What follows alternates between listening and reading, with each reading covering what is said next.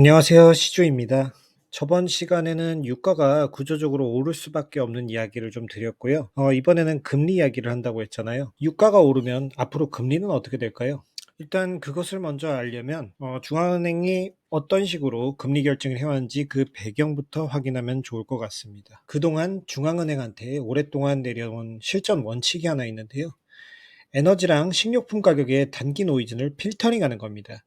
물론 그 파급 효과는 절대로 눈에서 놓치진 않겠지만 쉽게 말해 원유값이나 곡물값 같은 건 날씨, 지정학 같은 외부 충격으로 크게 출렁거리기 때문에 당장의 기조적 물가 흐름을 왜곡할 수 있습니다. 그래서 평시에는 이런 변동성을 걷어낸 근원 물가를 핵심 나침반으로 삼는 것이 수십 년간 계속 이어왔던 것이었거든요.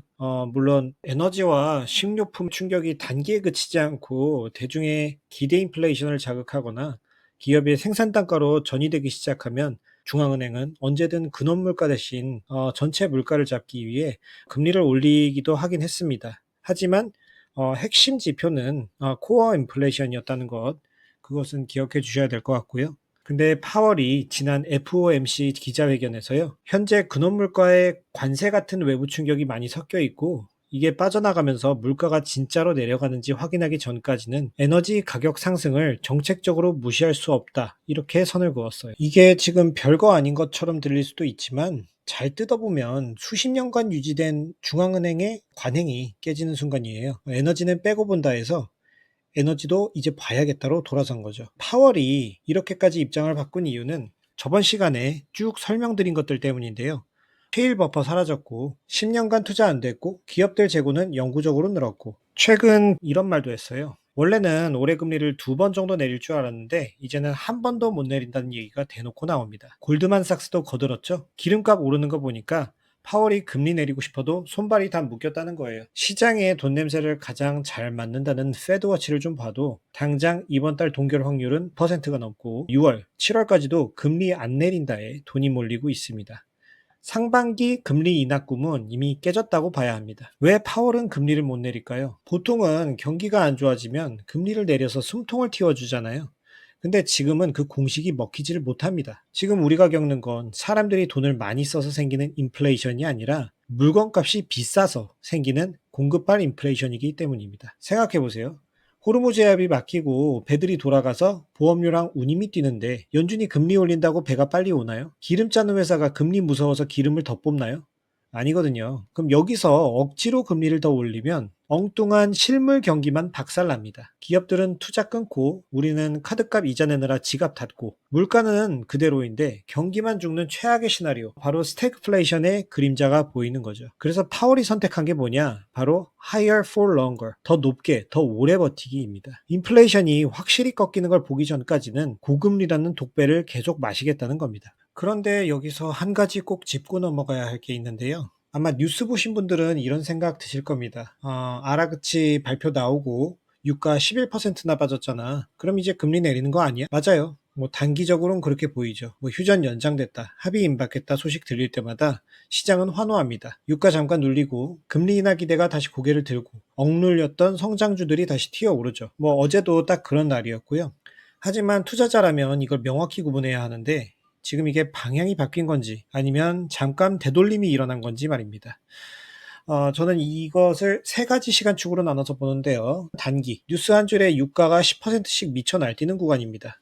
지금이죠. 합의하면 빠지고 결렬되면 튑니다. 이건 저는 노이즈로 보고 있거든요. 중기, 제가 앞서 말씀드린 그림자 인플레이션이 본격적으로 터지는 구간입니다. 보통 하반기쯤 B2B 계약 갱신 시즌이 오거든요. 그럼 그동안 기업들이 꾹꾹 눌러왔던 물류비, 에너지 비용이 결국 단가에 얹혀서 나옵니다. 이때 물가 지표가 레깅 타임 이후에 다시 튀면 시장이 기대하던 인하 사이클은 또 멀어지는 겁니다. 그리고 장기적으로는 이건 구조적인 문제를 말하는 건데요. 셰일 오일은 바닥을 보이고 있고 지난 10년간 에너지 투자는 처참했죠. 여기에 효율보다 생존을 택하는 저스트 인 케이스 전환까지 유가 하단이 이미 높아져 버렸다는 뜻입니다. 결국 제가 지금 말하는 건 합의 기대는 일시적인 소강 상태일 뿐입니다. 휴전이 되든 종전이 되든 지난 몇 달간 쌓인 비용과 10년의 투자 공백은 사라지질 않아요. 물론 금리는 뉴스에 따라 출렁일 수는 있어도 우리가 생각하는 것보다 훨씬 더 오래 높게 유지될 수밖에 없을 수도 있다는 겁니다. 자, 근데 이쯤 되면 이런 질문이 드실 건데요. 잠깐, 이거 1970년대 오일 쇼크랑 비슷한 거 아니야? 근데 오늘 제가 드린 이야기들은 1970년대랑 비교하면 지금이 그때보다 훨씬 더 나쁘다고 생각합니다. 뭐 단순히 물가 문제가 아니고요. 왜 지금이 훨씬 더 잔인한 판인지 다음 슬라이드에서 한번 짚어보겠습니다.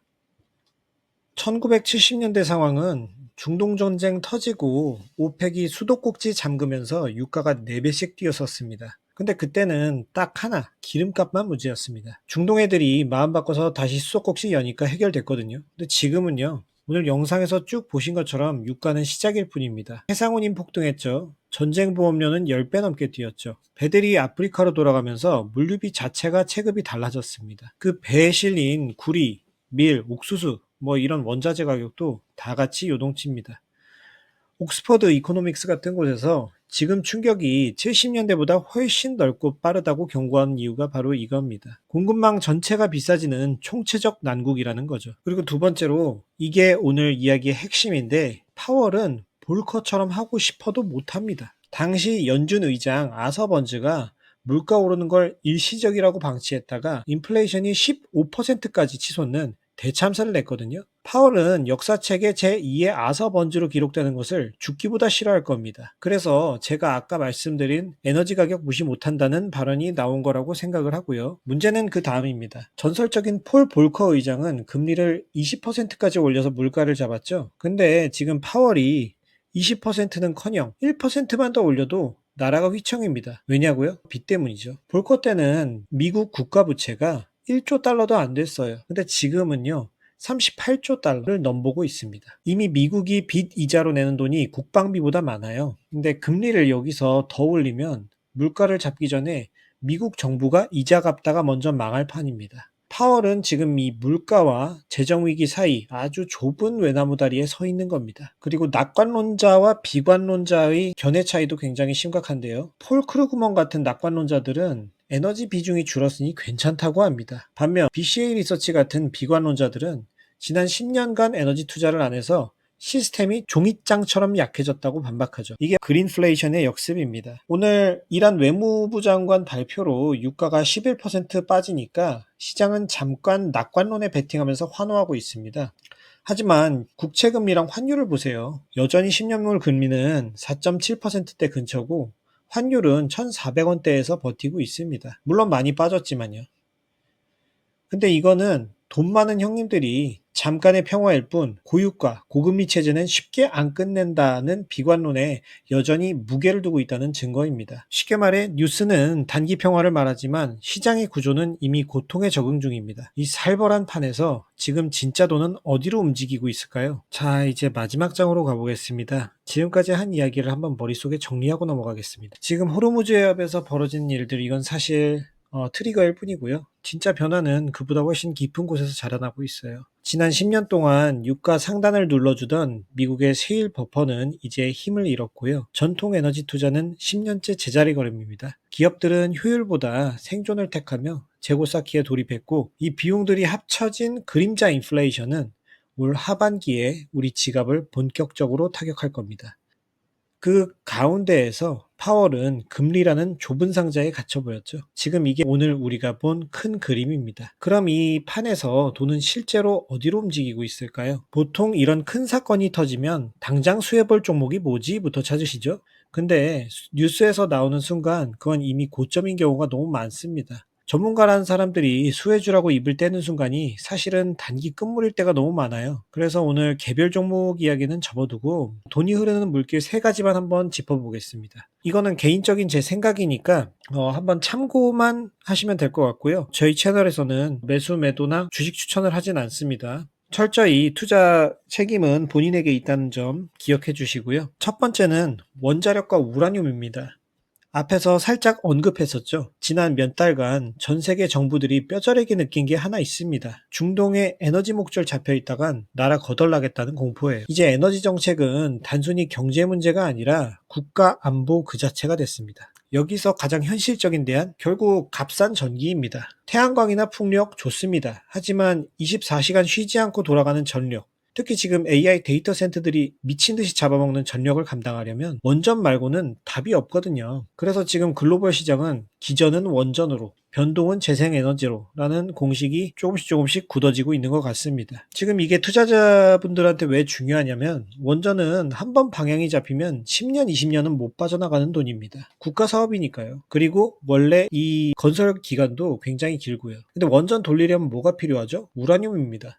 러시아 제재 때문에 농축 우라늄 구하기가 하늘의 별 따기거든요. 특히 요즘 우라늄 농축을 할 수 있는 나라가 별로 없기 때문에 이것이 굉장히 병목이거든요. 서방 밸류체인에 딱 붙어있는 핵심 기업들은 현재 기관 자금이 빨려 들어가고 있습니다. 두 번째 흐름은 시메시추와 해양 인프라입니다. 지금 글로벌 에너지 기업들은 중동 말고 다른 구멍을 찾느라 혈안이 되어 있는데요.